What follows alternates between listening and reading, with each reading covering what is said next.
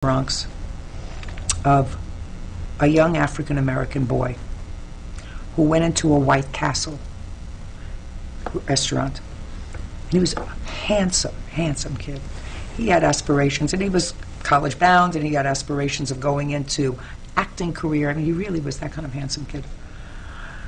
And these 5 white thugs took issue with him being in their neighborhood having a hamburger at the White Castle. And they beat him up, knocked out his front teeth. He's a mess.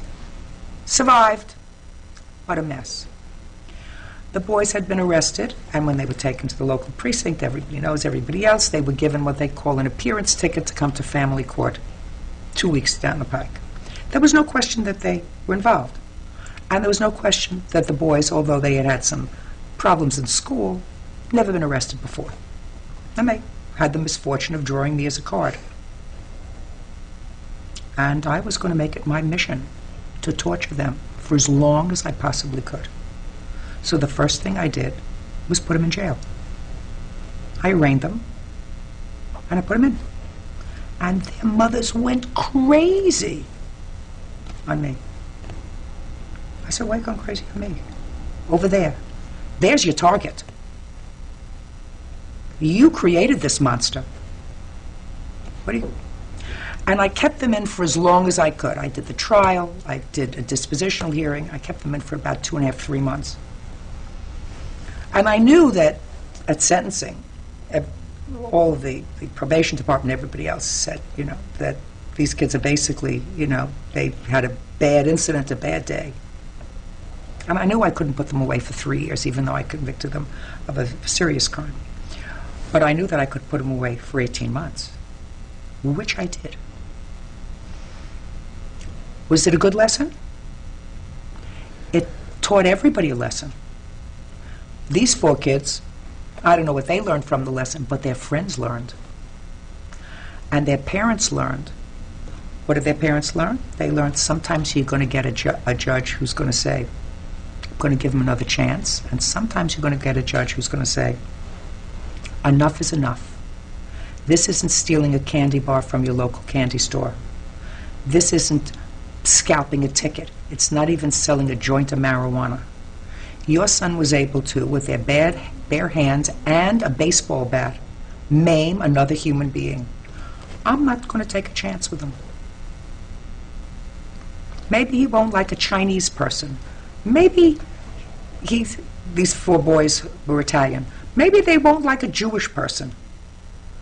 What's to say? Where did they draw the line? So, I'm going to give you some serious thinking time. And the victim knew that the court system treated him fairly, not dismissively. Is that tough? Damn right. Do I think we would all be in better shape if we did not view youthful thugs who hurt other people as errant children? They're not errant children. They're dangerous. And it takes a certain kind of psyche, twisted psyche, to be able to skin a cat, set it on fire, cut off the head of a dog, take a child into the woods and slit their throat. You had a 15-year-old girl who admitted taking her 9-year-old neighbor and slitting her throat from ear to ear because she wanted to see how it felt. You feel sorry for her? Me? I feel sorry for the 9-year-old.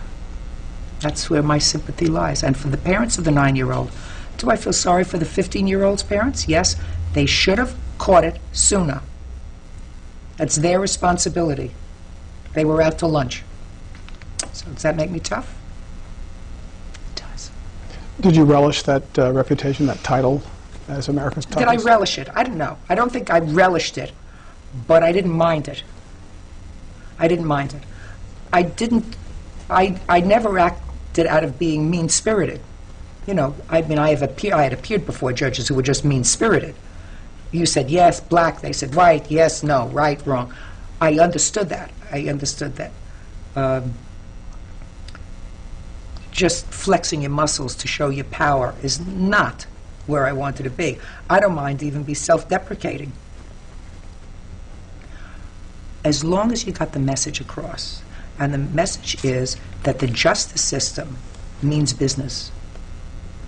And if you're going to try to make a fool of the justice system by not following the rules, by flaunting its orders, by not abiding by the laws of the place where you live, there is a consequence. I am your consequence. Now, you may be lucky. You may get some do-gooder who says, not your fault. But that's the luck of the draw. You may get me. Did you ever feel threatened?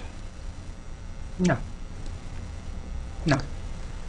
What part of being in a role in family court